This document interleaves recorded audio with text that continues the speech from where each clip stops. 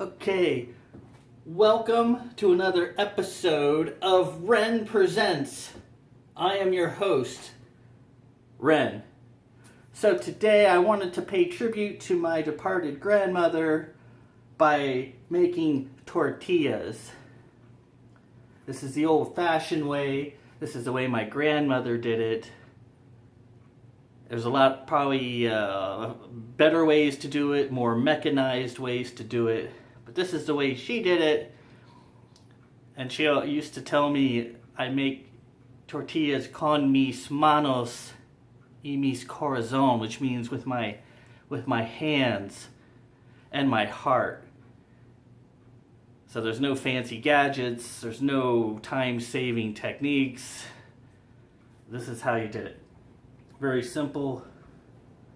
You have 2 cups of flour, all-purpose flour, teaspoon of salt, and then about 1/3 of a cup of shortening or lard, whatever you have, and you get your hands dirty and you mix this lard into the flour, and you want to do a nice good kneading. Make sure that the fat gets around all of the flour as best you can. I only saw my grandmother a couple times in my life. She was down in the old country in South Texas, and I was raised in Ohio. But I remember on the select visits that I had, watching her do this, and every morning she would make a fresh batch of tortillas, and they would disappear during the course of the day for breakfast and lunch and dinner. It was served with every meal. She called it la pan de la vida, the bread of life. I remember her saying it was a common food, a staple. You didn't really have a meal without it. This takes a few minutes. I'm not using a KitchenAid or anything, just the way she did it with her hands. Eventually the flour will start to granulate into looks like little shells, almost like little balls, and that's what you want. You want the fat nicely distributed, and you want the flour encapsulated by the fat. After a few minutes of work, you'll get that. And I just remember her hands. Her hands were, she was a big lady. She wasn't a tiny little grandma. She was pushing 6 feet, and I just remember her hands, just how strong they looked as she did this. So you keep mixing until you get it to where it needs to be. And you'll start to notice the little shells, the little spears, which is what you want.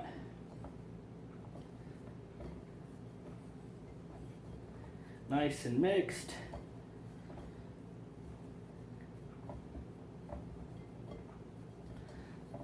And now we add the water, and the water is kind of up to you depending on how you want your dough to be. If you want it to be a little more pliable, you add more water. If you want it a little more hard tackish, you less water, but anywhere from a 1/2 cup of nice cold water to a cup of water. And you mix this in just like with any dough. You mix it in nice and slow because it's not going to incorporate all at once. You usually make a little hole here, just like you would with spaghetti, with pasta, and you put a little water in,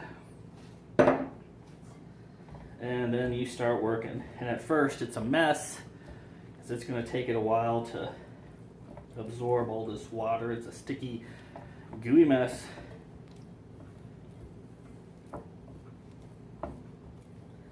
But as you work, it will get sucked up into the flour and the fat, and then it'll be time for more water. You want it to almost look like like chewing gum, sort of. It's a nice pliable ball, and we're not nearly to that stage yet.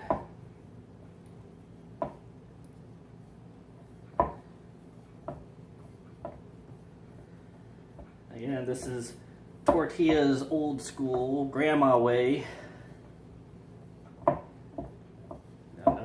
Not a single kitchen appliance used, just your two hands down here into the stuff.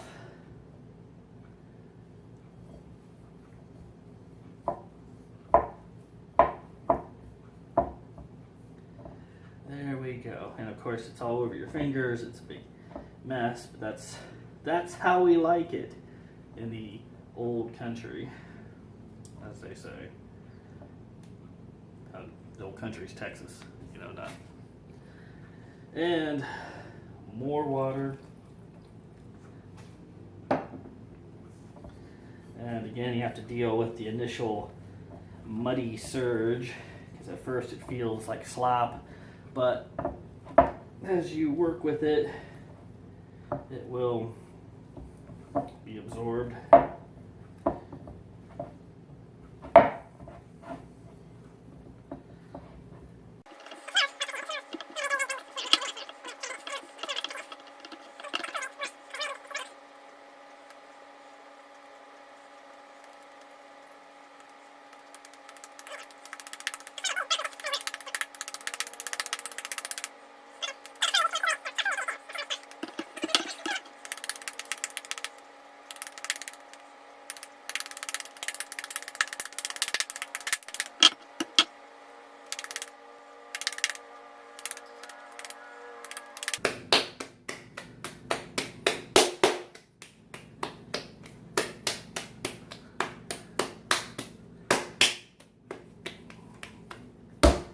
And that is what you want, a nice, pliable, yet firm ball of dough.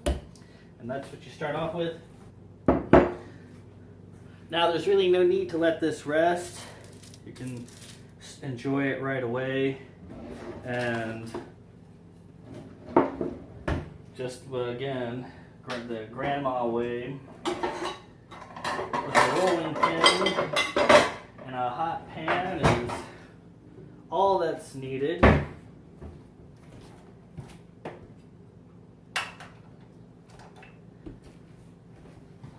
And what you want to do is separate this into little smaller bite-sized portions. So you just pull off a little piece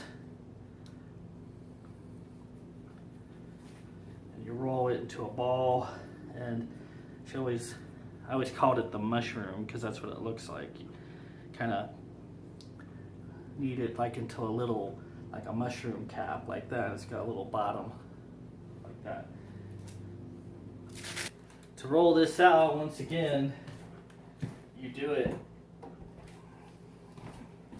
by hand. There's all kinds of presses and stuff you can use to get a nice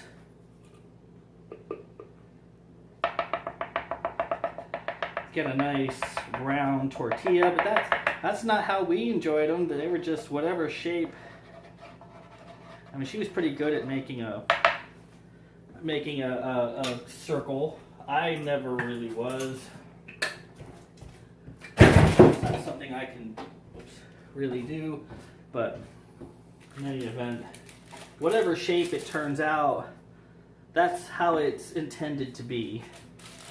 And so you just start rolling it, and with a little flour it won't stick too bad. Roll it into the general shape that you want. If you put more water in it, it's gonna be more agreeable to how you want it. This takes work, and there's no two ways around it.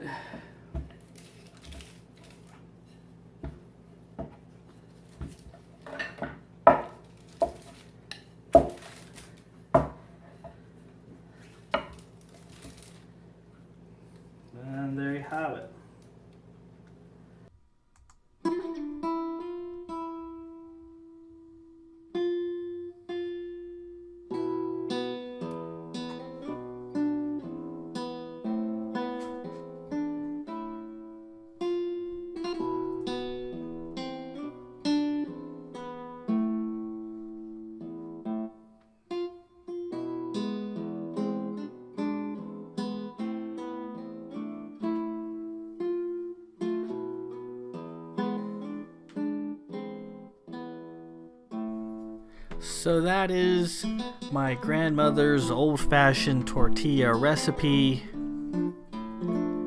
Very easy to make, but as with all things that are worthwhile, it takes a little effort. Every so often, I like to make some for my wife and have them ready for her when she gets home, and she walks in the door and there's a fresh tortilla right off the stove ready to go. You butter it up, a little sugar and cinnamon, and together we share the ins and outs of our respective days as we enjoy this old food, this traditional food. There's nothing like good food to bring people together, bring families together, and share something that's traditional and communal. These tortillas are nothing like what you get in the store. They're also nothing like what you get in a restaurant, which is basically the same thing that's been manufactured and processed. This is very elemental. It's really good. And as I always like to say, as long as people are eating tortillas the traditional way, with your heart and with your hands, my grandmother will never be gone.